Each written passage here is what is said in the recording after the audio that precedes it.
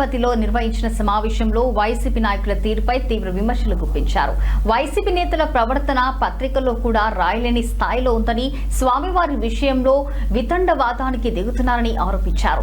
నెయ్యిలో కల్తీ లేదంటూ సుప్రీంకోర్టుకు వెళ్లారని, ఇప్పుడు సప్లిమెంటరీ రిపోర్ట్ వచ్చిందని చెప్తూ నెయ్యిలో కల్తీ లేదని విష ప్రచారం చేస్తున్నారని మండిపడ్డారు. అయితే ఈ వ్యవహారంలో 80% నిజాలు ఇప్పటికే బయటపడ్డాయని, మిగిలిన 20% కూడా త్వరలో బయట పెడతామని స్పష్టం చేశారు. పవన్ కళ్యాణ్, బీజేపీ సహా అందరూ ఖండిస్తున్నప్పటికీ చంద్రబాబును మాత్రమే విమర్శించడం సరికాదన్నారు.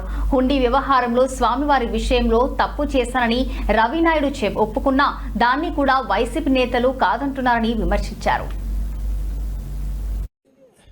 పవిత్రత విషయంలో తప్పులు జరిగాయి, తప్పులు చేశారు, సరిదిద్దుకోలేని తప్పు జరిగింది.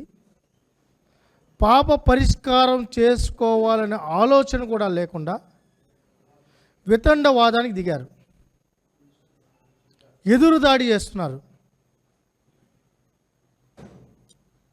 ఎంత దారుణంగా ప్రవర్తించారంటే ఈ 3 నెలలు ఒకసారి చూస్తే అసలు నెయ్యిలో కల్తీయే లేదని చెప్పారు. అసలు కల్తీ ఎక్కడ జరిగిందని చెప్పారు. ఫస్ట్ ఇక్కడున్న పోలీసుల మీద మాకు నమ్మకం లేదని చెప్పి ఢిల్లీలో ఉన్న సుప్రీంకోర్టు డోర్లు తీశారు. గౌరవ న్యాయస్థానం సరే వాళ్ళు అడిగినట్టే సిబిఐ ఆధ్వర్యంలో సిట్ వేసింది, రాష్ట్ర కేంద్ర ప్రభుత్వాలు సమన్వయం చేసుకోమని చెప్పి వేసిన తర్వాత ఒక రిపోర్ట్ వచ్చింది, సప్లిమెంటరీ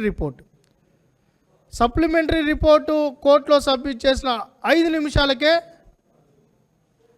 కల్తీయే లేదు, అనిమల్ ఫ్యాట్ లేదు అని చెప్పి మొత్తం వాళ్ళకున్న 500 యూట్యూబ్ ఛానళ్ళు,